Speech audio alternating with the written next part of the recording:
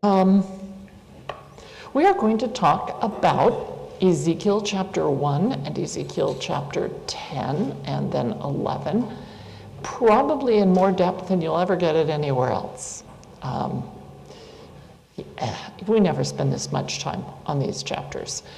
And what I'm hoping to do is give you a context in Scripture of how it's not as unusual as it seems when we arrive there. As we mentioned last week in chapter 1, there's this description of something. It ends up being described as the throne of God, or the likeness of the appearance of the glory of the Lord is seated upon it. And it has straight legs, hands like people, 4 sets of wings on each side, wheels inside of wheels, eyes in the wheels, sapphire, rainbow, amber, all this stuff going on, right? The 4 faces, as we discussed last week, are a man, a lion, oxen, and eagle. Just going to look at those and how they show up in other places so that you can get a little bit of context. Man shows up all the time. We're not going to spend time on that. Lion, which is Ari in Hebrew, that word sounds just like Ari, which means light. That's or, okay, with a possessive at the end, or that's the word menorah, okay? But this is spelled with the other silent consonant, aleph, and it becomes one of the names, not only of a lion, but also of the altar in Jerusalem, meaning the temple, and the altar at the temple. What's the problem? That camera isn't working. Which one is not working? Oh, gee. Okay.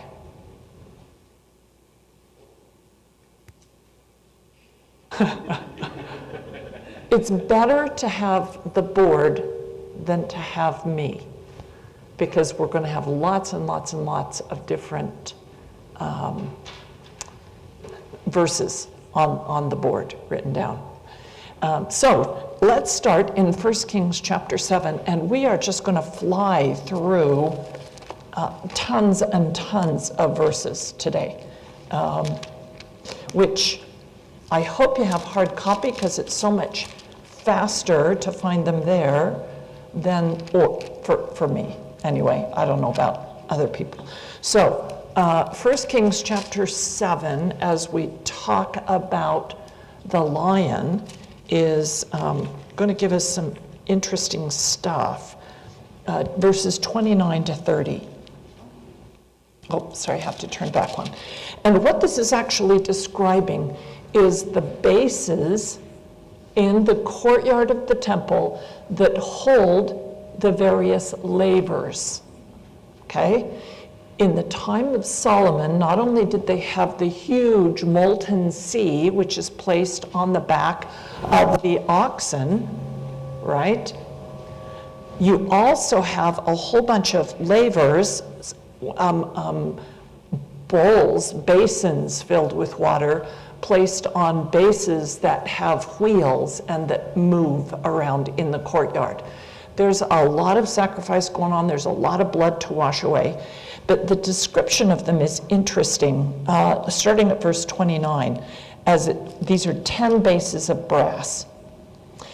On the borders that were between the ledges were lions, oxen, and cherubim.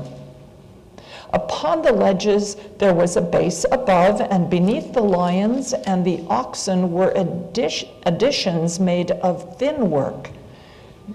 So we have lions, oxen, and cherubim carved or wrought in iron or in brass on the bases of these things that have wheels that are pushed around in the courtyard of the temple. You'll also see in chapter 10 of 1 Kings. And of course, this is all describing the temple as built by Solomon. So in chapter 10, verse 19. This is describing the throne of Solomon in his temple, which he built, not the temple, in his palace. Palace,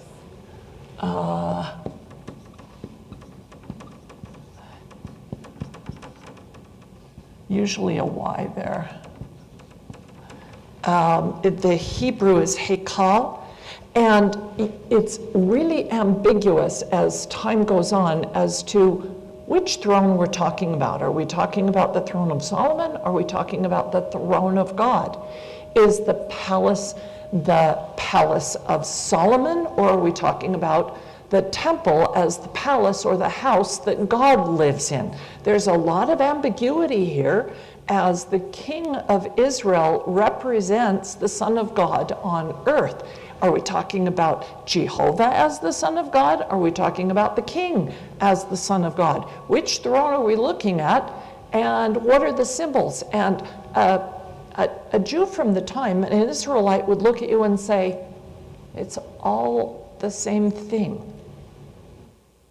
Okay? They're not like you have to differentiate all these things.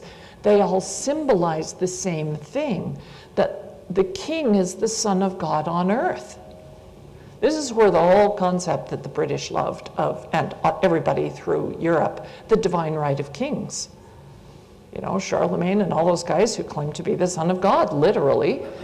You had that paralleled with the Romans, who had their Caesar as the Son of God.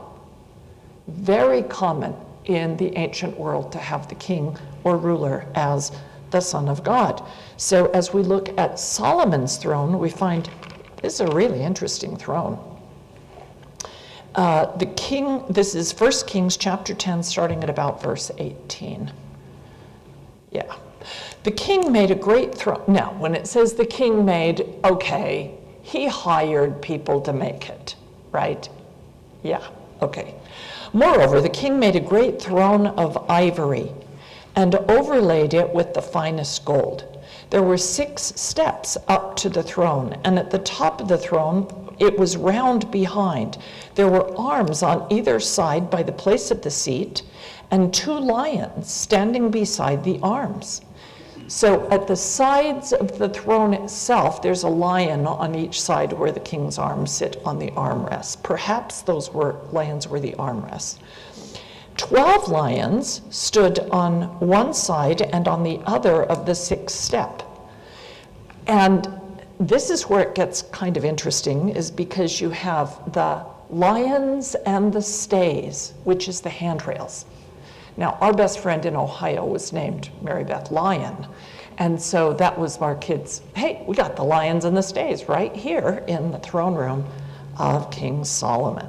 There are a lot of traditions about this throne room, and you'll see depictions of it in a lot of the pre-Raphaelite painters. They loved depicting this throne room. And some of the traditions were that when Solomon ascended the steps to his throne, there were mechanisms inside the steps powered by hydraulics that would cause the lions to roar. And you can just imagine stepping on something, it pushes water, the water pushes air through probably some trumpets or something like that to make a sound. It's not that difficult to construct that. But then the description is that there were mechanical eagles which then descended upon the king and lifted him to his throne. Other versions say, no, the eagles flew down with his crown and held it above his head because it was so heavy, this big golden crown. Another tradition is that the eagle, when he sat on the throne, that pressed a mechanism that caused the eagle that was over his head to spread out his wings. And so he's sitting under the wings of the eagles. Okay? eagles and lions are associated with the king. At one point in my life, I did a lot of study of eagles and lions in Scripture, and I personally am convinced that eagles represent the concept of justice. If you break the law, you're thrown to the lions. And that's Daniel in the lion's den. But the lions in that den, they're paying attention to God, and because God says Daniel didn't break any of my laws, the lions won't touch Daniel, because it's only the Babylonian king's laws that got broken, not God's laws, and therefore the lions won't eat him. But you'll often see lions used as an instrument of justice. One of the words for lion is talking about his claws as a raptor and his teeth ripping and tearing things. So if you think about covenant language and that we cut covenant, one of the ways you get cut off is by lions and or other wild beasts, okay? And your carcass will lay on the ground. This is language of Scripture. Eagles, on the other hand, and here we have eagle as one of the four faces. It uses the term for eagle, nesher. There is another word for eagle, which is actually, I didn't write it down. It's rechem.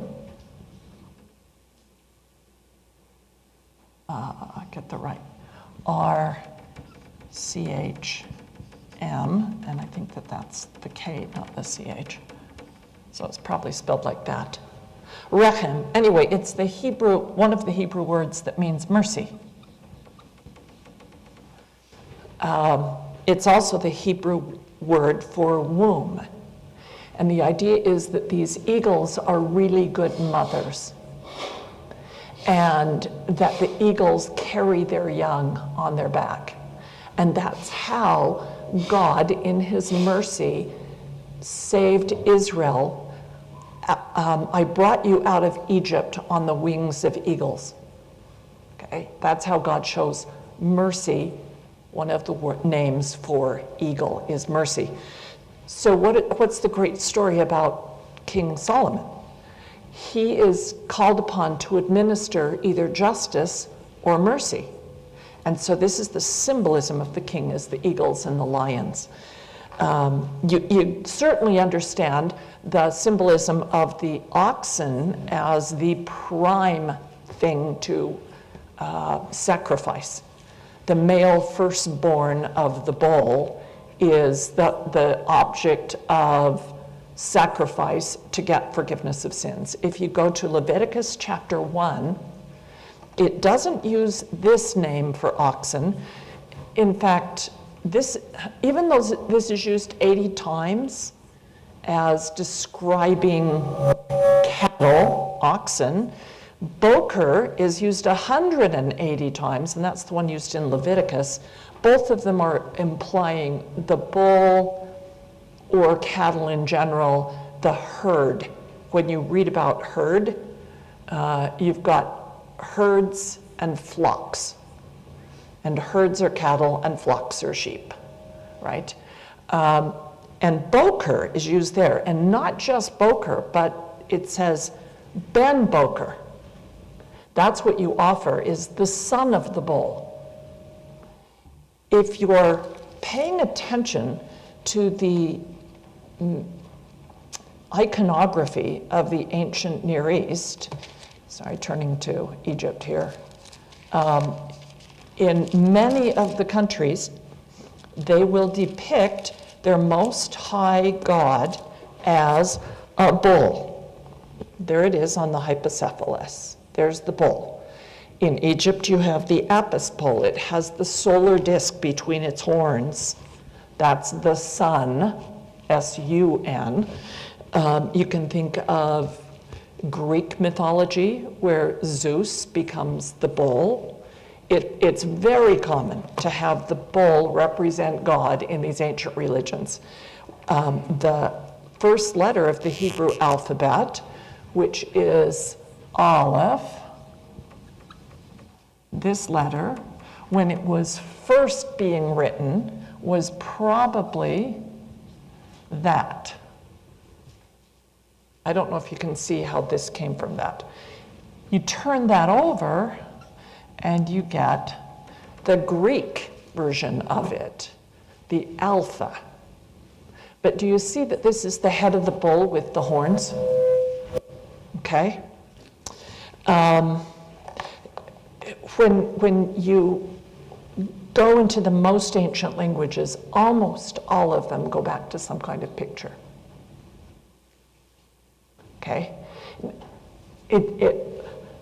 Our letters no longer are pictures in English. Japan and China still use pictures. And if you know how to read the picture, you can read the word. Okay? For example, I have heard, I don't speak or read either Japanese or Chinese, but I have heard that this is the word for garden. And I think it goes this way. And some will say, oh, that's the Garden of Eden and the 4 rivers flowing out of it. Now, I don't know enough to interpret all these pictures. But when you get something like this, Aleph, and Aleph means bull, it's one of the words used for bull, it works for me that it was a picture of a bull, okay? So this is just some of the beginning of the language.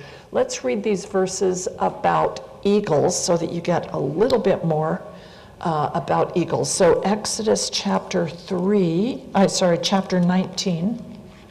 Exodus 19, I've got some of these marked. Yeah, 19, and we're going to read verse, oh, I already quoted that one. You have seen what I did unto the Egyptians and how I bore you on eagle wings and brought you to myself.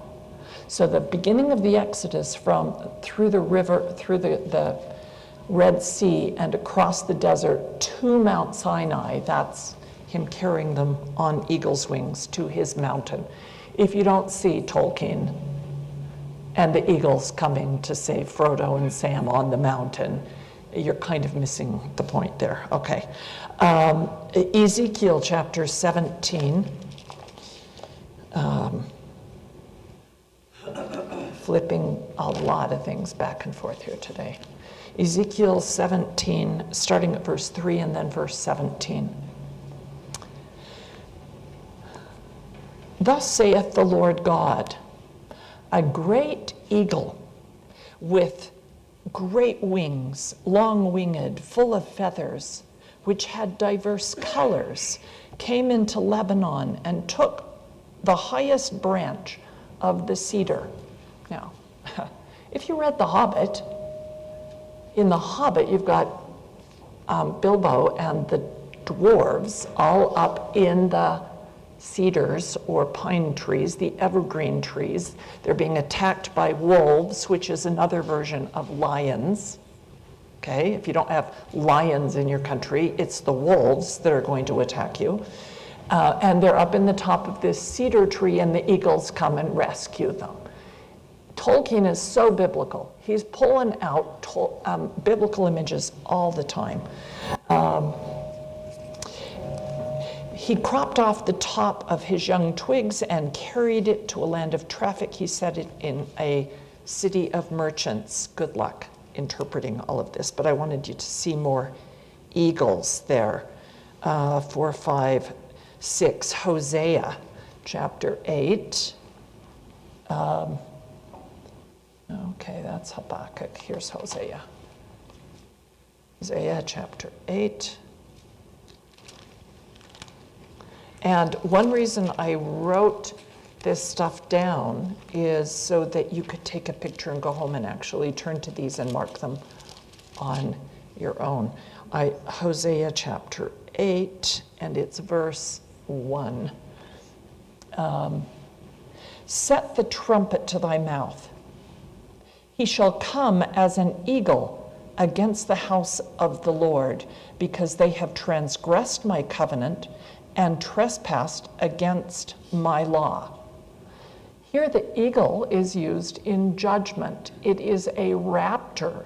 It also attacks things, rips them to shreds, and the carcasses lay on the ground. The real issue is not whether there is a carcass. The question is, whose carcass is it? Jesus will talk about one of the signs of the last days is that wheresoever the carcass is, there the eagles will be gathered together. Is from Matthew 24. What on earth does that mean?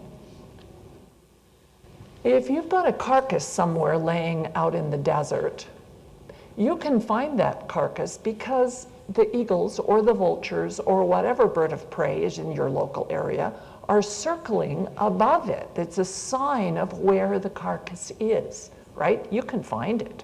If somebody has gotten lost in the desert and you're looking for them and you see birds circling above it, they're either close to death or dead. And often the lions do the kill and then they eat all they want and then the eagles come and eat the rest. This is just natural. So I thought about it one day, and where is the carcass that matters? Whose dead body matters? Well, Jesus. And every Sunday we have the carcass laying here. And for almost 100 years in the church, if you're running the young men's program correctly, it's surrounded by eagles. Right? If you remember Cub Scouting, the highest award, when my brothers were in it, so this is back in the 60s, the highest rank that you could achieve in Cub Scouting was the lion. You would do bobcat and then wolf, bear, lion. And we had plaster casts of each one of those, and the kids made plaques like you have heads of animals on the walls. Yeah. And the highest award in Boy Scouting was Eagle.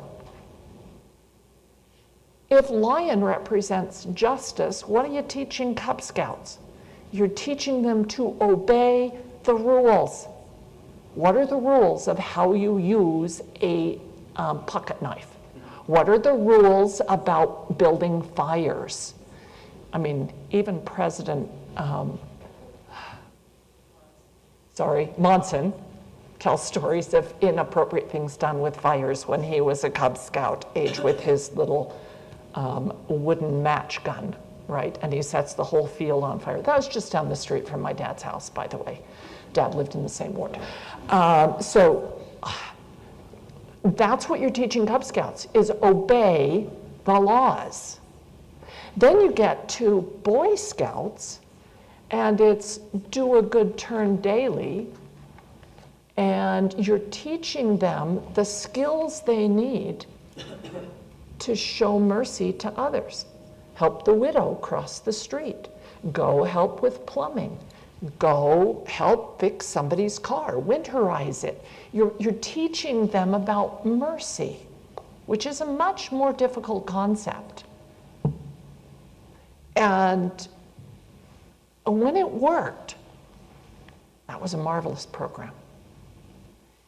And we miss that its beginnings in England with Baden-Powell, it's a culture steeped in biblical imagery, and people got the message from the images, and we miss it completely in our day.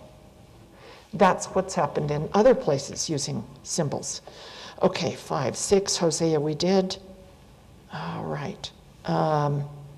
So I think that finishes the animals.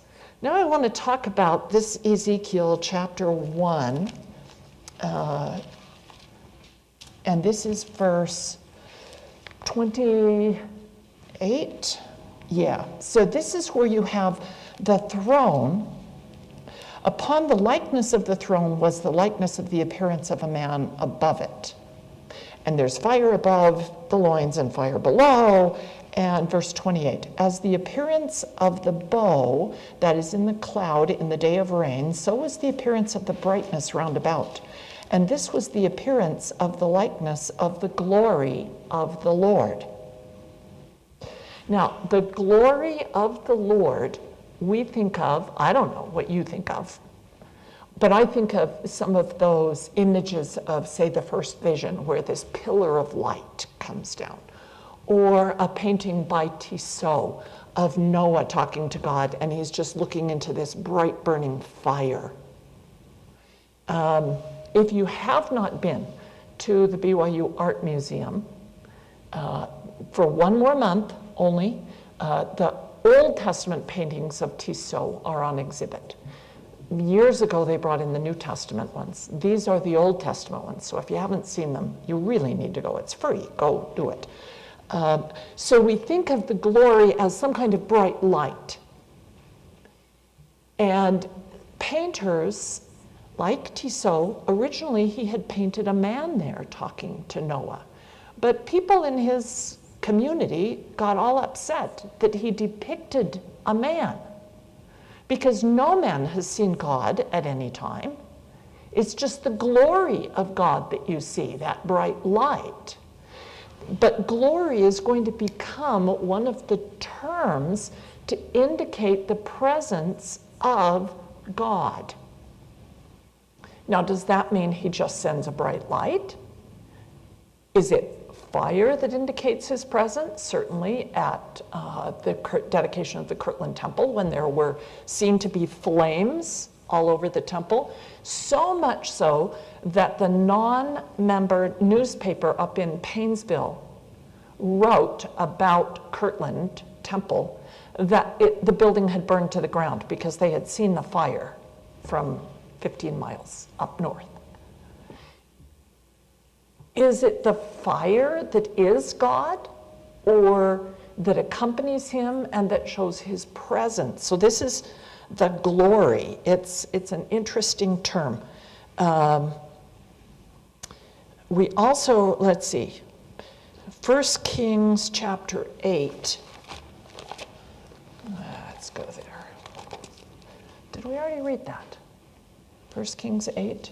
I don't know. Let's go there and see. This is at the building of the temple, and so maybe we've already read it. 1 Kings 8, 6 to 11.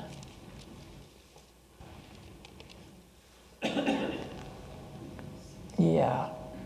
So the priest brought the Ark of the Covenant of the Lord into his place, into the oracle of the house, to the most holy place, under the wings of the cherubim.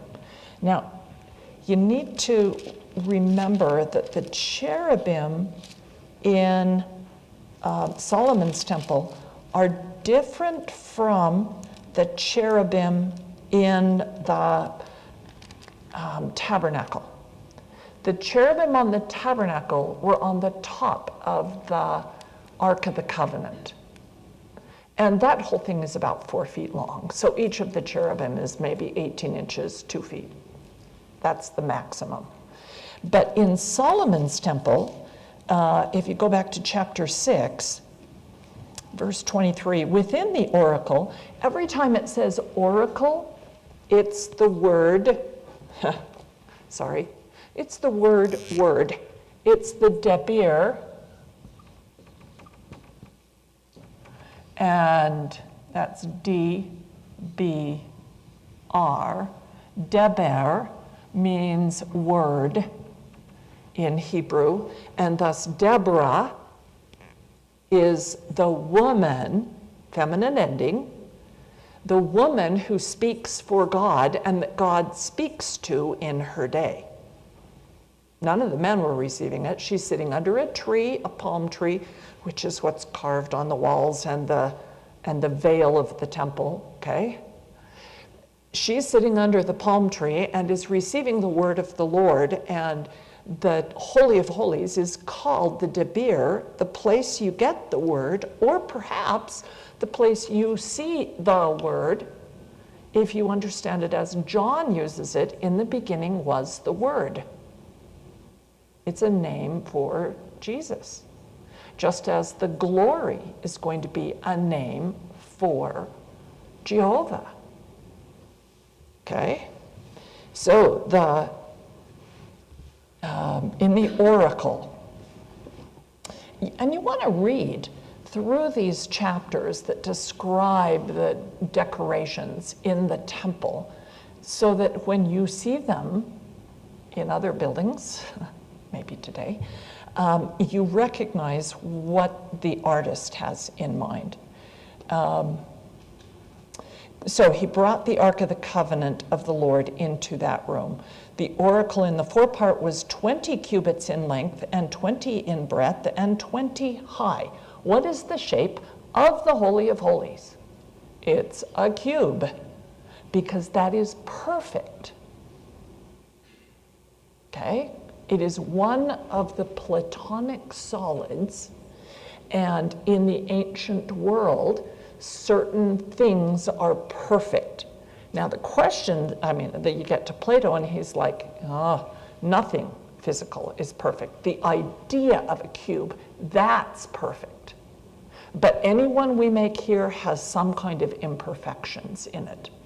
That idea, that ideas, the spirit, and physical things, ideas can be perfect.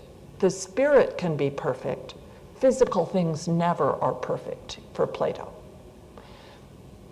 And the ideas of Plato get resurrected by St. Augustine in the 4th century with Neoplatonism, and that idea gets imposed on Christianity, separating physical and spiritual for the rest of all time. And God is not physical, he is spiritual. He is perfect.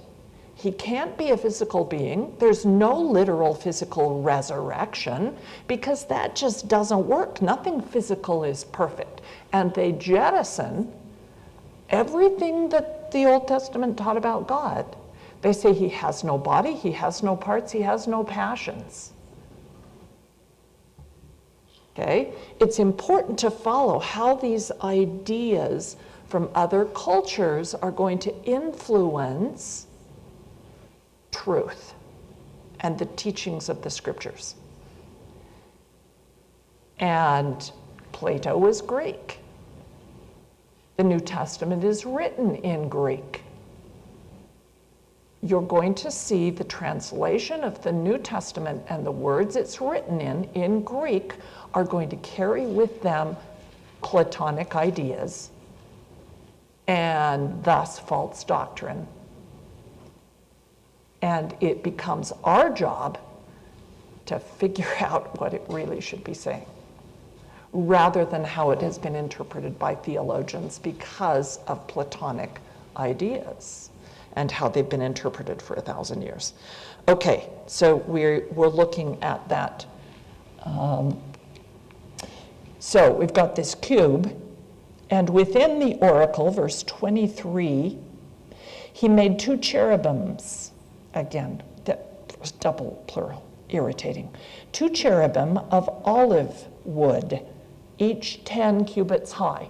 How tall are these cherubim? 15 feet tall. And 5 cubits, 24 of 1 Kings chapter 6. Sorry, we're building the cherubim, and then we'll see something else in 8. 5 cubits was one of the wings of the cherub, and 5 cubits on the wing on the other side of the cherub. And from the outermost part of one wing to the outermost part of the other was 10 cubits, and the other cherub was 10 cubits.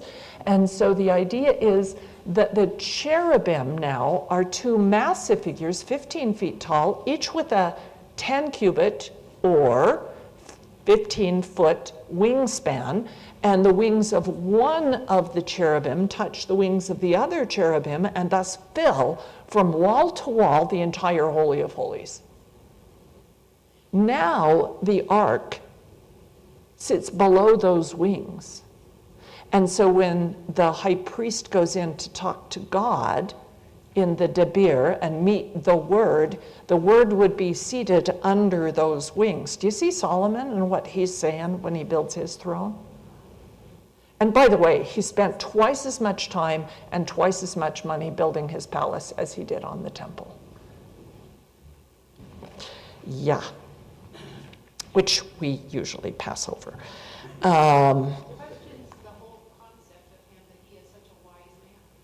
Yeah, and he starts out, right, doing that dividing up the baby thing.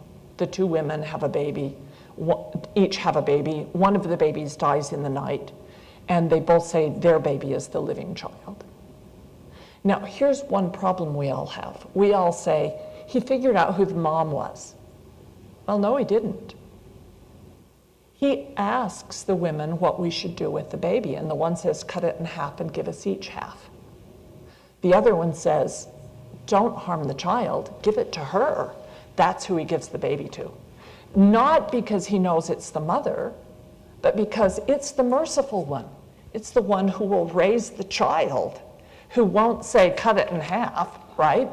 Because bad things happen to my child, her child should die as well. So we really don't know who was the mother, but it's irrelevant. For the child's sake, it's given to the woman who will give it the best care. It could be a story about adoption, right? Or fostering, or however you want to read it. And he goes from that to having, 300 wives, and it gets really bad news. Okay, so that's the new building of this ark. Did we read Exodus 13 yet? I don't think so. Exodus 13, we're going to go back to. What do you suppose this is going to be in Exodus 13? Any guesses? Okay, Exodus 13 is bringing the children of Israel out to meet God. And this is really what the whole chariot thing is about, is, of course, meeting God. Exodus 13, 21 and 22. Oh, and this is during their encampment in the wilderness. The Lord, that's Jehovah, went before them in a pillar of cloud to lead them the way by night, and a pillar of fire, and by night a pillar of fire to give them light, and to go by day and night. He took not away the pillar of cloud by day, nor the pillar of fire by night from before the people the entire 40 years of the Exodus. Yes? I keep hearing the term and reading the term, the Shekinah. Yes. Is this the Shekinah, and what is it? What is Shekinah comes from the Hebrew word, and I haven't checked the spelling. I'm going to assume it's this K, S-H-K-N, and that could be a CH, and it could be one of these. I just can't tell without looking it up. It means to sit, to dwell with his people, to be inside the walls. And so the Shekinah, feminine ending, is the part of God, the aspect of God that left heaven at the fall of Adam and Eve. This is a myth, right? Okay? This is Midrash. The Jews picture what happened at the fall as tearing God in two. And you end up with one half of God, the male part of God, is transcendent, meaning up in heaven, doesn't see us, we don't see him, but he's there. transcendent, all-powerful. And the female aspect of God is immanent.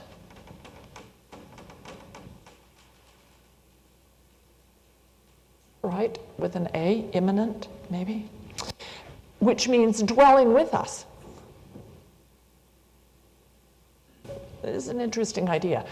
The concept is that the female part of God did not want to be separated from her children, and if they were going out into the world and hardship, she's going with them. Okay? That's the Shekinah. That is sometimes described as the pillar of fire and the cloud. But those are the symbols of Jehovah. Does Jesus ever symbolically side with women? Or literally side with women? Very interesting stuff going on here in terms of gender and God and how you work with this idea. Mormons do not believe in the Shekinah in this way. We do believe in a mother in heaven.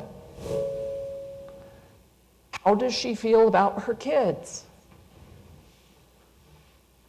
She want to be with them? She worried about them? These are things we need to think about as we talk about the idea of a mother in heaven. There's a great essay on LDS.org on Mother in Heaven. If you haven't read the essays, they're excellent. So you should go find the essays. One on the Mother in Heaven talks about this idea of what some people would call the Shekinah, because that's the feminine aspect or part of God. That comes together, quite literally, every Friday. As the Jews, and this happened for us, we were at the Western Wall in Jerusalem on a Friday afternoon as Shabbat is beginning. And I don't know if any of you have been there, but there's a portion of the wall that there's a big plaza next to it, and the wall comes up. And this much is closed off with a wall like this, and this is where the men are. And that's where they're worshiping and doing the bar mitzvahs and rocking and dancing and etc. And this portion, the women can go to. And so Brandy could be over here. I'm over here. And the mothers of the boys who are being bar mitzvahed on Thursdays are throwing candy over the wall. They bring plastic chairs and stand on those and throw candy to their kids on the other side. It's quite interesting to watch. But right here, there was a circle of women standing in a circle, arm over arm, and singing. And they're singing a song that I recognized. It's a song from the Song of Songs, welcoming the Sabbath bride. And the idea is that on the Sabbath, the male and female parts of God are together again. The Shekinah is the bride. And God comes to his house, and they are together on the Sabbath day. And we were singing to welcome the Sabbath bride. And I was looking over somebody's shoulder and reading the Hebrew, and so the women just separated, pulled me into the circle. It was kind of a neat moment. Think about when you stand in a circle and, quote, sing, unquote, in unison. And this is at the western wall of the temple, right? So you want to recognize that many things that we do are still present in other cultures. They may not understand it the same way we do, but very much the heart of the thing is there. And that's a huge piece of what we want to talk about. I'm going to let you look up all the rest of this yourself, except two concepts. One is that the word for glory, the glory of the Lord, and these are all references to the glory of the Lord, kavod, Glory means heavy. Now that's interesting because it's usually just light. Is there mass to light? Are we talking a wave or a particle? Can you see how physics starts coming in here? How can light be heavy? But that's the word. In Hebrew, it's heavy. Here's the two quotations of it that people will quote. One is in Corinthians, 2 Corinthians chapter 4. And this is Paul, of course, to the Corinthians. And it's in chapter 17. Now, verse 15 says, thanksgiving should rebound for the glory of God. Verse 17, for our light affliction, meaning our mortal life, which is but for a moment, worketh for us a far more exceeding and eternal weight of glory. See how Hebrew that is? Paul is a Hebrew, right? An eternal, exceeding and eternal weight of glory, which then shows up in Doctrine and Covenants, section 63. Okay. And that's verse 66. Let my servants Joseph Smith and Sidney Rigdon, etc., who are being taught. These things remain to overcome through patience, that such may receive a more exceeding and eternal weight of glory, otherwise a greater condemnation. When you're called to a position, it means you are going to carry a weight of glory, or if you do it wrong, condemnation. Think about the burden on President Nelson's shoulders.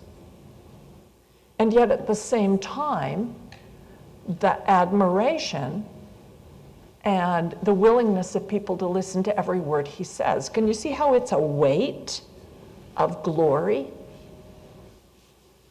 So in the Doctrine and Covenants, then it's suggesting that as you get positions of authority, if you do them right, it's going to be really hard. It's hard work. There's a burden, but there's also, boy, power is corrupting, a lot of admiration, a lot of glory, the nice seats with armrests, right? And you go up the steps to those seats and everybody stands when you come into the room. And how do you deal with that and not have it turn to your condemnation?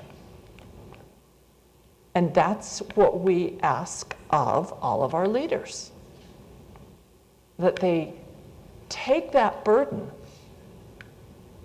and take that admiration and glory and not let Section 121, no power or influence can or ought to be maintained by virtue of your position.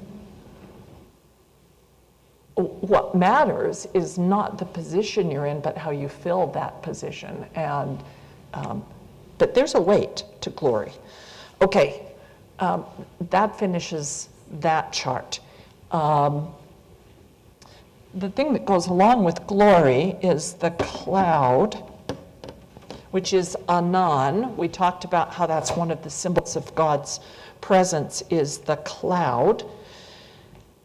And I love Parley P. Pratt, who wrote a hymn in which his chariot is the cloud. That is an image we read often, we sing about, and we don't think about. And these are the chapters in 1 and 10 and 11 where we get the description of kind of a cloud, kind of glory, kind of a rainbow in the cloud, and it is the chariot. And that's the term used in Ezekiel chapter 11 as it's talking about what it is that Ezekiel is seeing. And by the way, in this chapter, it doesn't say, it says man, lion, cherub, and eagle. So we have cherubim as one of the faces associated with the throne. Now you're seeing a little more of the Ark of the Covenant because it has the cherubim with it and the wings and the wheels and the et cetera, et cetera. By the way, the word used in Kings where it talked about those lavers put on carts with wheels, the word used is the wheel, the description of a wheel of a chariot in verse 33. So now you need to be introduced to the chariot, which is the Ark of the Covenant. The thing that went, when the cloud got up off of the tabernacle and moved in the wilderness, that was the sign that they were to pack up the tabernacle and move to a new camping spot. And if it happened at night, it's the pillar of fire that moves. And so all of the priests and the Levites and everybody, they all get together and pack everything up and pick up the ark, and it goes first. So it's the ark under a pillar of fire or under cloud. And I hope you can see that there is a pillar of fire and a cloud over both the tabernacle and later the temple every day. Because out here you've got the altar where you have flames of fire and smoke. And from the altar of prayer, you have smoke, which is the prayers of the saints going up. And you have this menorah in here, which has 7 flames of fire on it. And so this bigger version is embodied also in the temple and tabernacle itself, okay? Those are symbols that are in it all the time. So Exodus 15:1, this is the Song of the Sea. Oh, sorry, that's before Numbers. Exodus 15. Okay, so this is as they've left Egypt and they arrive at the edge of the sea. Then Moses and the children of Israel, they sing a song together. There's some dispute because later in the chapter it says Miriam took up her timbrel, her tambourine in her hand and led the people in song. Did Miriam write the song or did Moses write the song? There's a lot of debate. If you watch Prince of Egypt, is Miriam who wrote the song. I will sing unto the Lord, for he hath triumphed gloriously. The horse and his rider he hath thrown into the sea. Keep on coming down. Verse 8, with a blast of thy nostrils the waters were gathered together, the flood stood as a heap, the deep congealed in the heart of the sea. And verse 10, thou didst blow thy wind and the sea covered them. Who is like unto thee? Anyway, you get this image of a battle between a horse and his rider and Jehovah. The horse and his rider, Pharaoh, and Jehovah battling at the Red Sea. What you usually don't remember is those images we had from last week, that the horse and his rider does not mean a man horseback. It means, sorry about the terrible horse, it means a horse pulling a chariot with a rider in the chariot. And rekeb is the word for rider. Do I have this on here? Yeah, right here, rekeb. is the word that means to ride.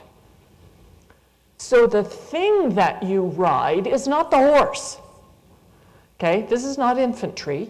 These are chariots, and it will come to have the name in many places of Merkabah. Do you see the Rekeb in the middle there? That's Rekeb. The M makes it a thing, and then it gets a feminine ending, which is interesting on this very male. You don't see a lot of women in chariots. Okay, so we have the Merkabah, or the chariot, that God is riding in, Jehovah, which is his ark, but it's also the chariot of fire that comes down and gets Elijah. And so the battle at the Red Sea is between two chariot teams, Pharaoh and Jehovah. And Jehovah wins, and the waters cover Pharaoh, because Jehovah rides upon the waters and he commands them, and the water does what he says. What's the hymn that we have? The winds and the waves still remember the voice of him who commanded them. Okay, that's part of this imagery of Jesus walking on the waters and stilling the storm and commanding the waters is the God at the Red Sea.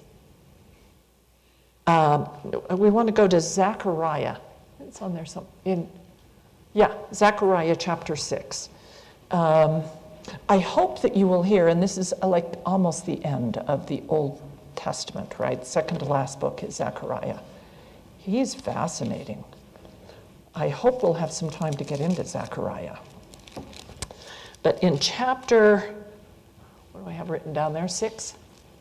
Okay.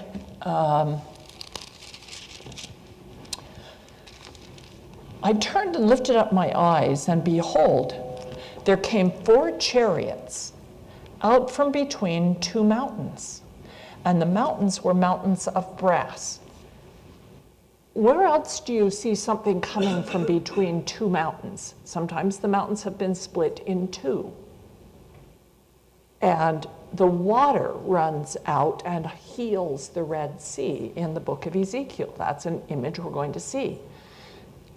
Putting into the same place, not only is there the water coming from between these 2 mountains, which is probably in some meta form, the temple of God, the mountain of the Lord, will split in 2, and the water comes out of it, heals the Dead Sea, but you also have God riding in his chariot out of his house.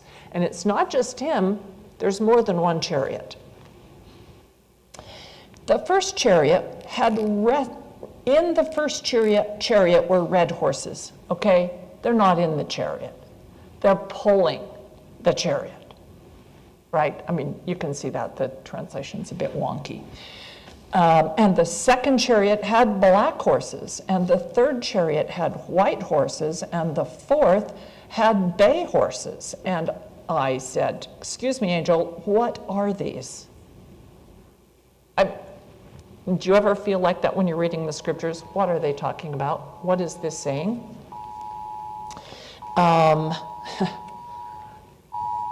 Where else are we going to see red, white, black, and pale horses? He doesn't know how to turn it off. We cannot figure out how to turn off this warning, but it's done now. Where do you see those? That's the book of Revelation.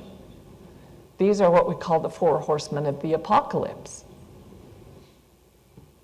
And you have a red horse, a black horse, a pale horse, and a white horse. When you get to chapter 19, who's riding, not on, but behind? These are chariots, right? Now, when you see people depicting chapter 19, and you have the white horse, they have Jesus sitting on the horseback. That's lovely, but that is not accurate for this imagery of the Bible.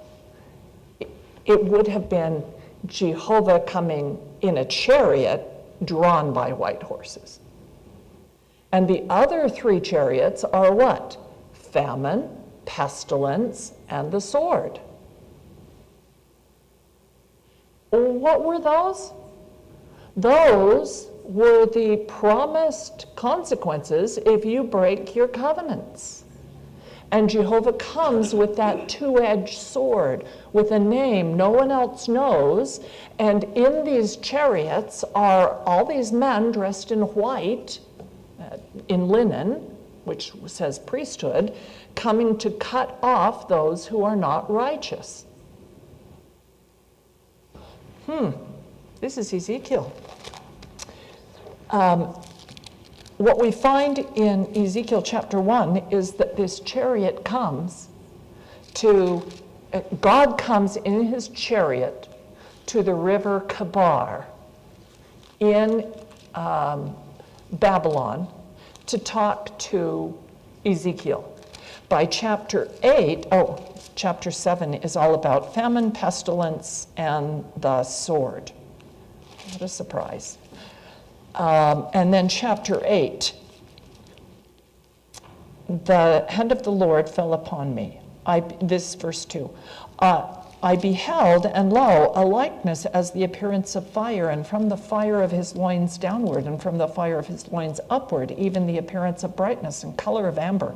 And he put forth the form of a hand, and he took me by the lock of my head, by my hair, and the Spirit lifted me up between earth and heaven and brought me in the visions of God to Jerusalem, to the door of the inner gate that looked toward the north, where was the seat of the image of jealousy, which provoketh to jealousy. Take your pen, if you're using hard copy, and in place of the J, write Z. Okay? God is not jealous. The Hebrew word kana means zealous. It means I have deep emotional feelings about our relationship. I'm your husband, you're my wife. And if you're unfaithful to me, that hurts.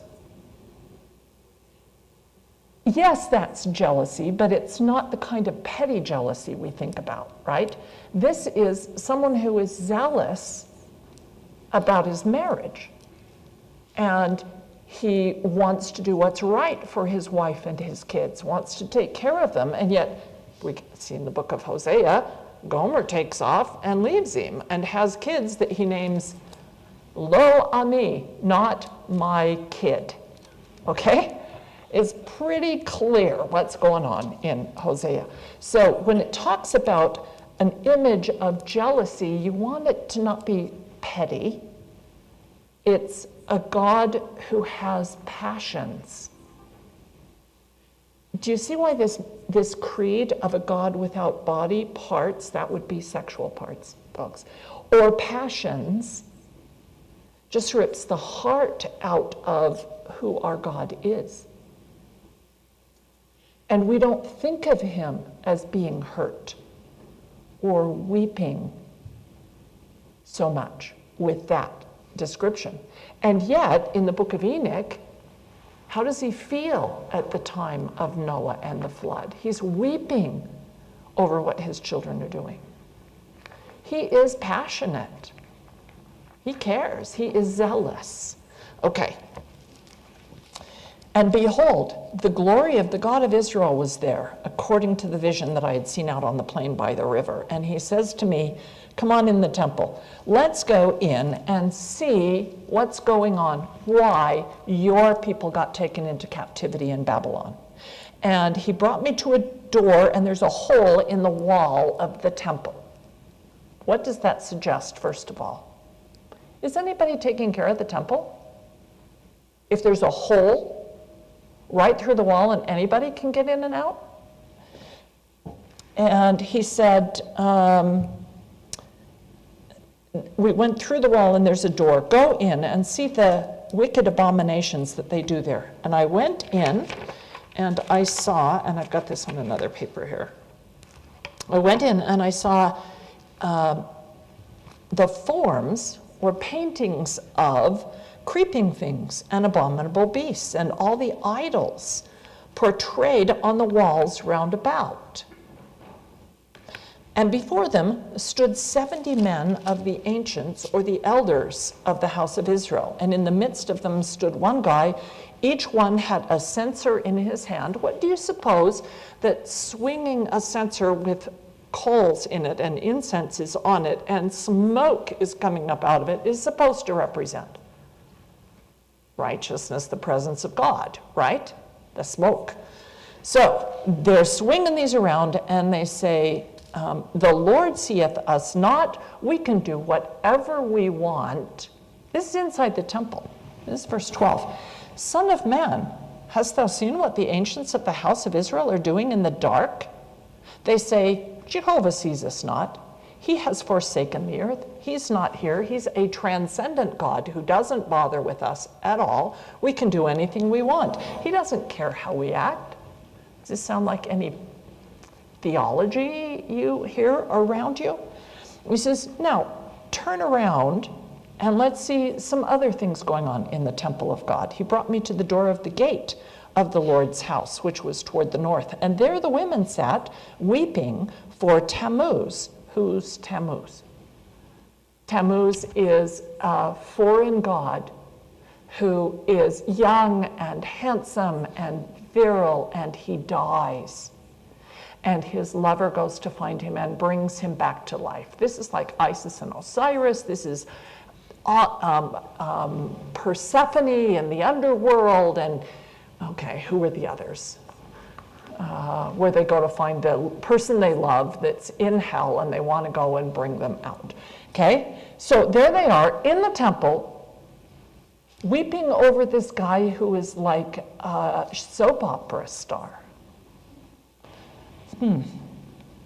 Seest thou this? Now I'm going to show you something even worse. He brought me to the courtyard, and out between the porch and the altar in the outer court, there were a group of men.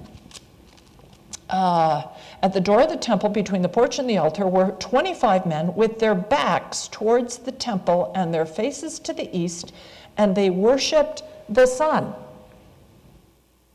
Can you see that they have literally turned their backs on God, who is west, and they're out here looking to the east, worshiping the sun as their god.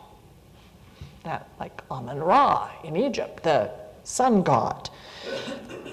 At that point, Jehovah says, enough. It's time to put an end to this. And that takes us to chapter 9. He cried in my ears with a loud voice, cause them that have charge over this city to draw near.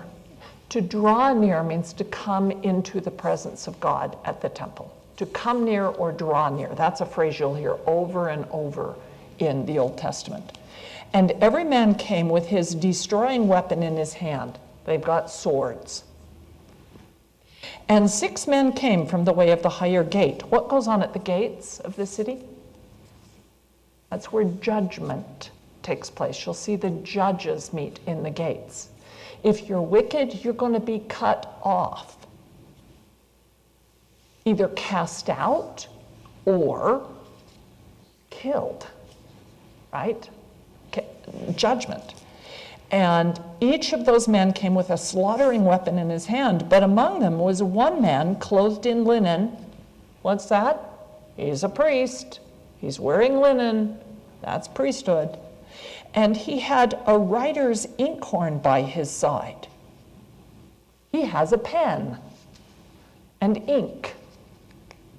So we have 6 with swords and 1 with ink, and they go in, and God says to them, the glory of the God of Israel was gone up from the cherub.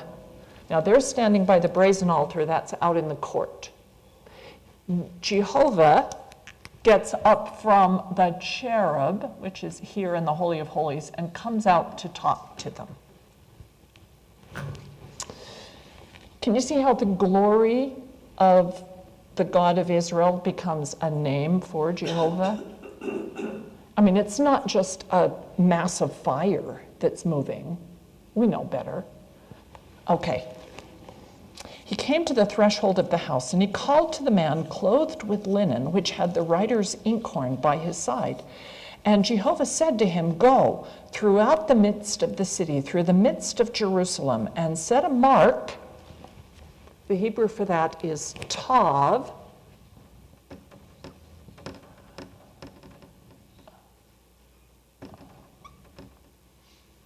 I think it's this one. Tav? I think it's that one. There's two V's. Tav means mark.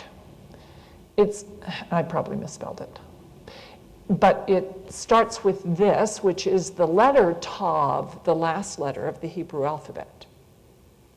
And in antiquity, this letter was written like this or like this. Okay? So what is the mark that you put on the forehead? It's a tav. It's a cross. Do any of you have Catholic friends? Have you ever seen the mark on their foreheads on Ash Wednesday, where they burn the palm branches from the year before, take the ashes, and mix it with a little anointing oil and paint, it depends on whether they use the oil or not. They paint a cross on the forehead of the individuals who come to get a blessing from the priest on Ash Wednesday. See where it's coming from? Okay. Put a mark on the forehead. This is the exact same word as the mark of Cain, which was to protect Cain, to keep him alive. What does this mark do in Ezekiel? Place a mark on the foreheads of the men, and that would be people. This is Adam, okay? Plural, all the people, all the humans, that sigh and cry for the abominations that are done in the midst of the city. And to the others who have swords, go after him through the city and smite. Let not your eye spare, nor have pity. Slay utterly old and young, maids, little children, women, everybody, but come not near any human, Adam, upon whom is the mark. Start here at my sanctuary. And they began with those 25 ancient men who had turned their backs. And they began to kill and slay throughout the city. What is it you need to do to get that mark? Do you need to be perfect? That's tumim that starts with that letter. It just says, put a mark on the foreheads of anyone who is sighing and crying for the abomination. They can see that something's wrong.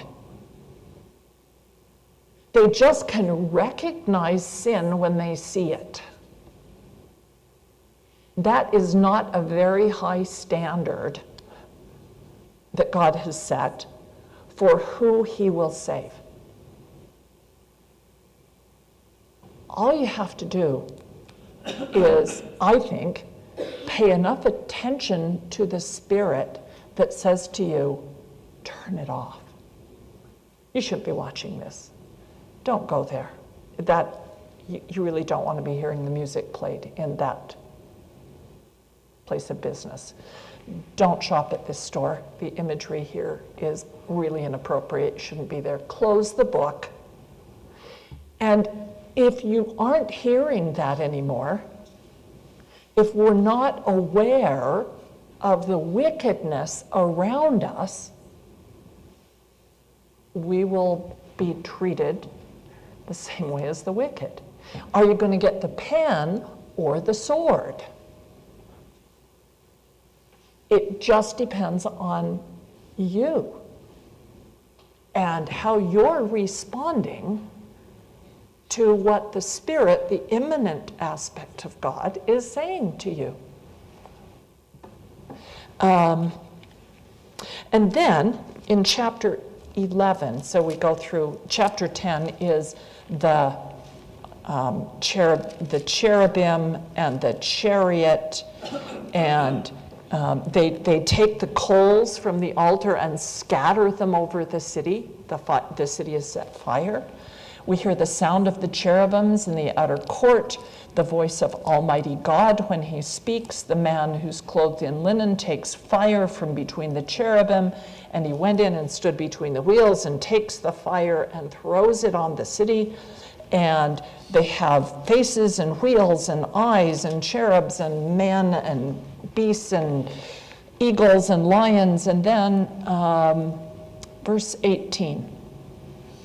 The glory of the Lord departed from off the threshold of the house and stood over the cherubim. And the cherubim lifted up their wings. So all of these beasts and animals and things are now all called cherubim. And this is the chariot. They were lifted up off the earth in my sight, and they went out, and everyone stood at the door of the east gate of the Lord's house, and the glory of the God of Israel was over them above. This is the living creature that I saw in chapter 1 at the river. I knew that they were the cherubim. And verse 11, the Spirit lifted me up, brought me out the east gate, and took me back to Babylon. And then, after putting him back by the river in Babylon, verse 22, then did the cherubim lift up their wings, and the wheels beside them, and the glory of the God of Israel was over them above. And the glory of the Lord went up from the midst of the city and stood upon the mountain which is on the east side of the city. So he's looking back at what's happening in Jerusalem, and on the east side of the city is the Mount of Olives. And the Spirit took me up and brought me in vision by the Spirit of God back to Chaldea. And so the chariot leaves and heads east away from the temple and leaves it all burning, and the people are dead. And this is the Babylonian attack and the Babylonian captivity. And why is it going on? Because of what people were doing in the temple, inappropriate. And Where was that last? in chapter 11. So we skimmed over chapters 10 and 11. 8 was the abominations. 9 is the condemnation with the pen or the sword. 10 is the chariot, the Merkava, which is written down right there. Okay? And so we read that. Did we read Habakkuk 3? I don't think so. What I want to do is let you hear, and we'll come back to this next week because we're out of time, but I would like you to hear some of the other verses that talk about God and his chariot and this metaphor, this image. All of Exodus 19 is speaking of the glory of the Lord that comes to meet the people. In chapter 24 of Exodus, verses 9 to 11,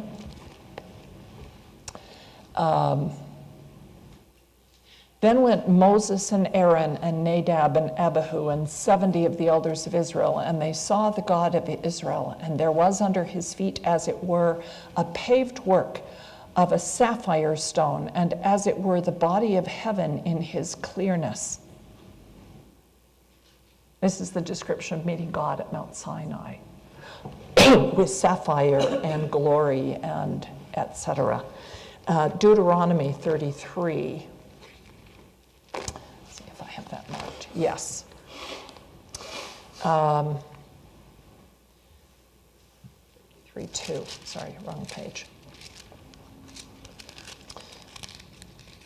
Okay. Verse 2. And Moses is blessing the children of Israel. He said, the Lord came from Sinai. He rose up from Seir to them. He shined forth from Mount Paran. He came with 10,000s of his saints. From his right hand went a fiery law unto them. go to 1 Samuel chapter 2. 1 Samuel chapter 2. This is Hannah's song about the God who has chosen her son, Samuel. Verse 8. The Lord raiseth up the poor out of the midst, and lifteth the beggar from the dunghill, to set them among the princes, to make them to inherit thrones of glory. What's the goal for people? Not just that the glory of God sits on a throne, but that each of his children are invited to sit upon a throne. Even the poor, he will make them to inherit throne of glory. And for the pillars of the earth are the Lord's, and he has set the world upon them. Are there really pillars? Well, no, but it's beautiful. Which one do we want to read next? Let's do 2 Samuel 22. This is a psalm written by David at the death of Jonathan and Saul.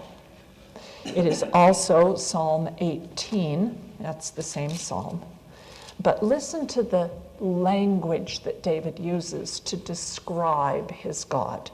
Starting in verse 7, he's calling upon God, his rock and his shield, his high tower, his salvation, to come and save him when waves of death have compassed over him. Verse 7, in my distress I call upon the Lord, Jehovah. I cried to my God, Elohim. He did hear my voice out of his temple, and my cry did enter into his ears. Then the earth shook and trembled. The foundations of the heavens moved and shook because he was wroth or angry. There went up smoke out of his nostrils. Fire out of his mouth devoured. Coals were kindled by it. Where are their coals? They're on the altars, right, of his temple. He bowed the heavens also and came down, and darkness was under his feet. He rode upon a cherub and did fly. He was seen upon the wings of the wind. He made darkness pavilions round about him, dark waters and thick clouds of the sky. Through the darkness before him were coals kindled. The Lord thundered from heaven. The Most High uttered his voice. He sent out arrows and scattered them, lightning and discomfited them. The channels of the sea appeared. The foundations of the earth were discovered at the rebuking of the Lord, at the blast of the breath of his nostrils. He sent from above. He took me. He drew me out of the waters. How literal is all this, folks? But do you see the majesty and the strength? Okay, we're going to read Psalm 104. So that, and remember, many of these psalms were written by David, but all of these psalms are sung at the temple. This is all temple music. So Psalm 104, verses 1 to 4. Bless the Lord, O my God, O my soul. O Lord my God, Jehovah Elohim, thou art great. Thou art clothed with honor and majesty, who covereth thyself with light as with a garment, who stretcheth out the heavens like a curtain, who layeth, I hope you can see then, clothed in garments of light is the white worn in the temple. Pulling it, that's one interpretation. The curtain that has the heavens on them could be seen as the veil. Who layeth the beams of his chambers in the waters, who maketh the clouds his chariot, who walketh upon the wings of the wind, who maketh his angels spirits, his ministers flaming fire, who laid the foundations of the earth and covered the deep with a garment. This beautiful language that we forget until you get to Revelation chapter 4. And I hope that you get a sense for how early Christians took this language from Ezekiel and from the Psalms and etc. There are many who say that Christianity has nothing to do with the temple, that the temple is destroyed in 70 AD, and so early Christianity has nothing to do with the temple. There is no temple anymore. There is nothing like that anymore. Well, try reading the writings of the brethren who went to the temple. Jesus sent them there 70 days after Passover when he died. That's Shavuot, the Feast of Weeks. 7 weeks, 7 times 7 is 49, and the 50th day they were to show up at the temple, just like the ancient people showed up at the temple. It commemorates the day that the children of Israel arrived at Mount Sinai and met God face to face, and the thundering and the lightning and the cloud and the sapphire under his feet. And that's the day that we call Pentecost, the day upon which the Holy Spirit descended with fire and with smoke and with a mighty rushing of wind. This is temple imagery, and it took place in the temple. Now, John, in chapter 4, writes about what he sees in vision. Chapter 4, verse 2, "Behold, a throne set in heaven, and one who sat upon the throne. And he that sat upon like jasper and sardine stone, and a rainbow round about, in sight like an emerald. And round about the throne were 24 seats, and those are the people dressed in white raiment, and they have crowns of gold on their heads, each on a 24 thrones. And out of the throne proceeded lightnings and thunderings, and there were 7 lamps of fire before the throne, which are the 7 spirits of God." It's a menorah. "And before the throne there was a sea of glass like crystal, but in the midst of the throne, and around about the throne were 4 beasts full of eyes, a lion, a calf, a beast with the face of a man, and the 4th was a flying eagle. And they had wings and full of eyes, and they sang, 'Holy, holy, holy is the Lord God Almighty.' And the 24 elders fell down before him and worshipped him," not the Son, "but in his holy house." So John is one of our best interpreters to say, temple's not done away. That is still the house of God. That is still where in vision he speaks to his prophets. The temple is important to God, and he will come again to his temple. Next week we'll read chapter 5 and talk more about the Merkabah and what the Jews and early Christians will do with these metaphors. Probably something you've never heard at church, because talking about early Christian and Jewish mysticism is not something we do at church. But when I learned about it, I said, oh my goodness, I know what they're talking about. I've been to the temple. And the temple is going to be pervasive through the desires of the early Christians and of the Jews, and seeking to be back in God's presence in this temple and to ride the chariot of fire with God, like Ezekiel, like Elijah. That's going to be the vision of the righteous to get the mark on their foreheads. And we'll talk about that next week. And I leave all of this with you in the name of Jesus Christ, amen.